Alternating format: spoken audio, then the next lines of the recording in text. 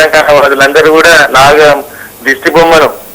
నాగేందర్ దిష్టి బొమ్మను తగలబెట్టి నిరసన తెలియజేయాలి. ఆయనకు వ్యతిరేకంగా నిరసన కార్యక్రమాలు చేపట్టాలని అందరికీ విజ్ఞప్తి చేస్తాను.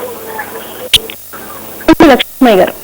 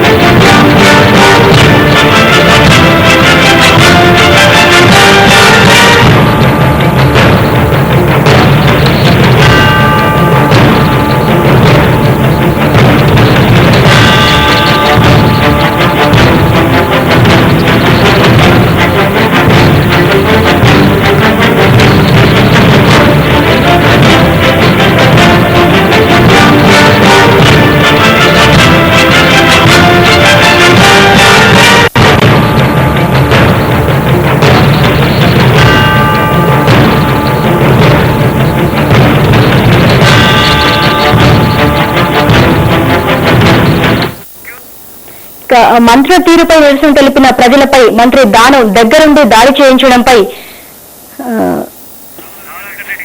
రావుల వెంకటరెడ్డి గారు స్పందన తెలుస్తారు. సార్ చెప్పండి, మీ స్పందన ఏంటి? మా స్పందన దానం నాగేందర్ యొక్క దాడిని మేము తీవ్రంగా ఖండిస్తా ఉన్నాము.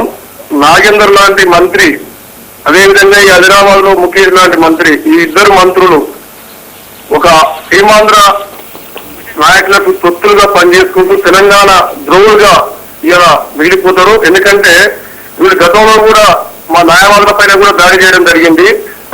ఇతను హైదరాబాద్ మహానగరంలో అనేక భూ కబ్జాలకు పాల్పడి సీమాంధ్ర నాయకులకు పావులుగా మారి ఇలా తెలంగాణ వాదం పైన దెబ్బతీసే విధంగా ఇలా తెలంగాణ వాదంగా ఉవ్వెత్తున ఎగిసిపడుతున్న క్రమంలో ఇలా తెలంగాణ ప్రజలందరూ కూడా 4 కోట్ల ప్రజలు గత 55 సంవత్సరాలుగా ఆకాంక్షించిన ప్రజాస్వామ్యమైన వాతావరణంలో పోరాటం చేస్తున్న క్రమంలో ఒక గాంధేయవాదంలో ఇలా కల్వకుంట్ల చంద్రశేఖరరావు గారి నాయకత్వంలో ఇలా సకల జిల్లా సమ్మెకు పిలిపించిన క్రమంలో ఇలా సకల జిల్లా ఉద్యమంగా మారి ఇలా వారి నాయకత్వంలో మేమందరం పనిచేస్తా ఉన్న క్రమంలో ఇలా hello thank you sir.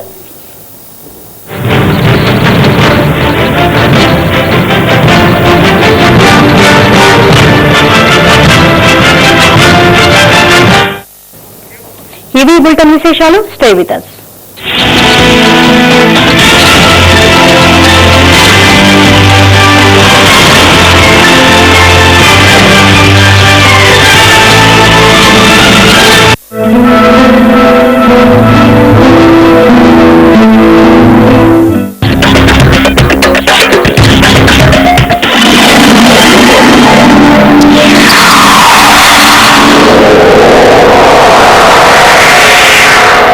GV24 shopping, बेहतर प्रोडक्ट्स, बेहतर जिंदगी.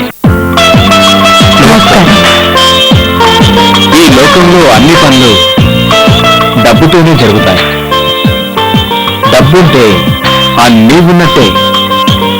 సమాజంలో గౌరవ మర్యాదలు, చక్కటి జీవనశైలి, సుఖ సంతోషాలు, ఇల్లు, వాహనం, పిల్లలకు మంచి చదువు, వస్త్రాభరణాలు అన్నీ వచ్చేది ధనంతోనే.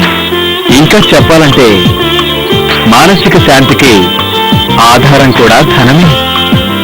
ధన సంపదలు కేవలం మనిషి ప్రయత్నాలతోనే లభించవు. దానికోసం ధనలక్ష్మి మాత మరియు కుబేరుడు ప్రసన్నం అవ్వడం చాలా అవసరం. అవునండి, ఈ మాట 100% నిజం. ధనం ఎప్పుడొస్తుందంటే మీ వద్ద ధనలక్ష్మీదేవి నిలిచి ఉన్నప్పుడే, కుబేరుడు ప్రసన్నుడైనప్పుడే. అందుకే డబ్బు సంపాదించడానికి